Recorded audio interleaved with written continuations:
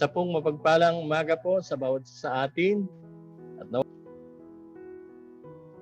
At ang sabi sa ating talata sa 34-37, tinawag niya ang mga tao at kanyang mga disipulo at sinabi sa kanila,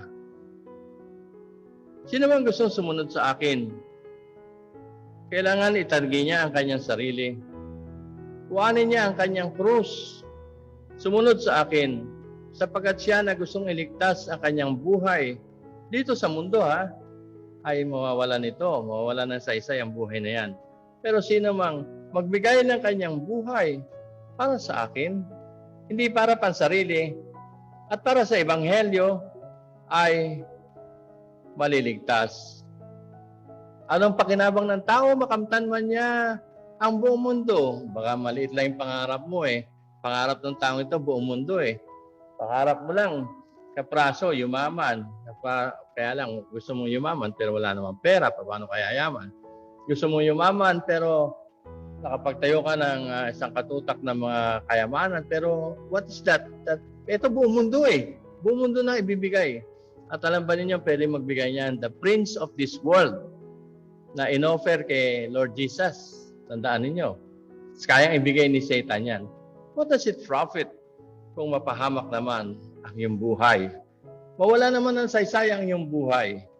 Because all of us will end na wala naman tayong nadadala pagdating na panahon. What would the person give in exchange for his soul? Anong may bibigay ng tao? Anong may bibigay mo in exchange for your soul? Ang sabi ni Dietrich Bonhoeffer, isang magaling na German theologian, ang sabi niya, Dietrich Bonhoeffer grasps what Jesus was saying in these key verses, and that's why he wrote, sinulat niya, when Jesus calls a man, he bids him, come and die. Come and die.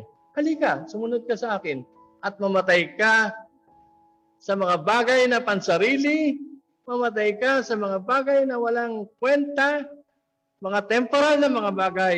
Mamatay ka at iukol mo yung buhay sa mga bagay na nanatili at yung mga temporal na mga bagay na yan ay lilipas. Inaanyayahan tayo ng ating Panginoong Kristo to travel with Him.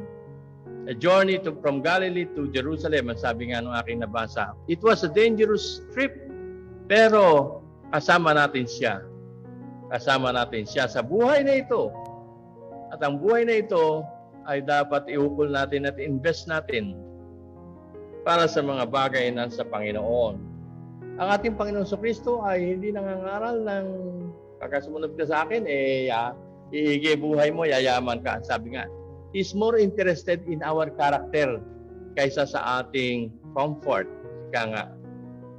Siya ay nangaral ng self-surrender, service, and suffering. At yan niya gusto na invest natin ang ating buhay. Tinuturo ng Panginoon sa Kristo na ang buhay na ito na pahiram ng Diyos at minsan lang nating magagamit, minsan lang tayo dadaan sa buhay na ito ay gamitin natin sa mga bagay na mananatili. Wala na tayo sa mundong ito, ay nariyan pa.